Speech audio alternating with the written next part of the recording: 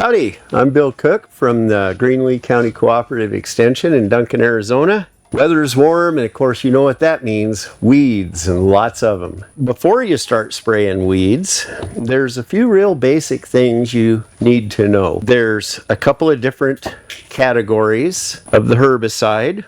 You've got non-selective, like glyphosate, and then you've got selective herbicides, like 2,4-D. So what that means is that there's two basic categories of plants. You've got your dicots, which is almost everything, commonly called a broadleaf, meaning that when the seed germinates, it has two cotyledons or seed leaves. And then you have your monocots, which is mostly grass, palm trees, a few little things like that, that when they germinate from seed, they have one leaf. And some of the selective herbicides, like 2,4-D products, when properly applied, you can spray these on your lawn to eliminate the dandelions and spurge and all that kind of stuff. And again, properly applied, it won't bother your grass too much. So that is a selective. And then we've got a non-selective, which this one here is glyphosate. Glyphosate kills any green growing thing that it gets on. Whether you're buying the little ready-made, ready-to-use, diluted homeowner version, such as this, or you're buying the large economy concentrate, everything that you purchase in the way of a pesticide will come with a label and directions.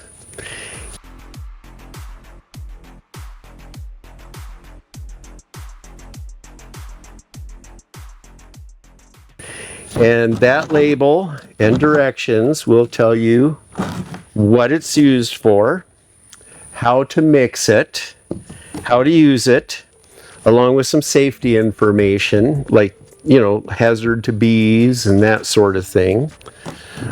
So you always want to read that label and make sure you're using the right thing. So a couple of things to know after you've read the label and you've selected the proper herbicide for your use. It's just common sense.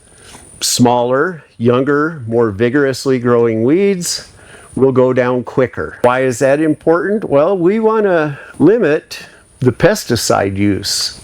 The less we have to use, the better it is for the air and the environment. By reading the label and mixing it properly and applying it at the best time, for example, when the plants are young and growing fast, humid, warm days works even better.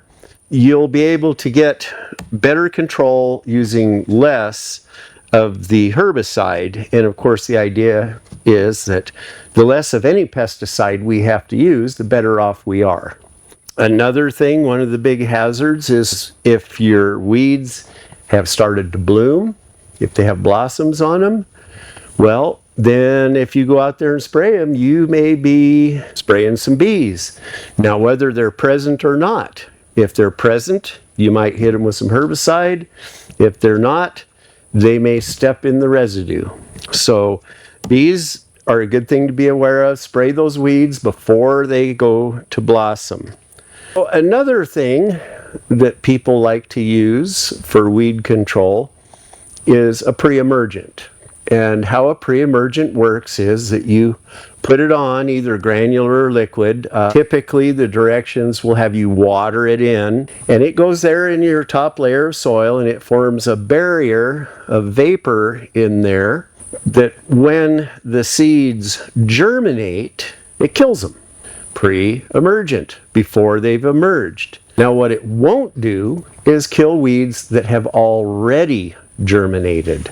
Another thing to be aware of when using a pre-emergent, like I say, properly used, it's very effective. Keyword properly. It has a limited life in the soil. Some of them have a useful life of like 4 months. So here in Arizona, we have weeds germinating year-round. So what you'll need to do with the pre-emergent is determine which weed or weeds you're targeting and apply the pre-emergent before they germinate, but within that window of effective life of the pre-emergent. Last thing that I see being used around here is soil sterilants. They sell quite a few varieties of soil sterilant at nurseries and garden centers. Again, read the label carefully and apply properly. Less, and it may not work, and you might have wasted your time. More, and what could happen is it could rain, and if there's an excessive amount there in the soil, it could wash up in the runoff, and water could take it someplace where you really don't want things to die. So that's just some general guidelines on using herbicides. Always start with reading the label.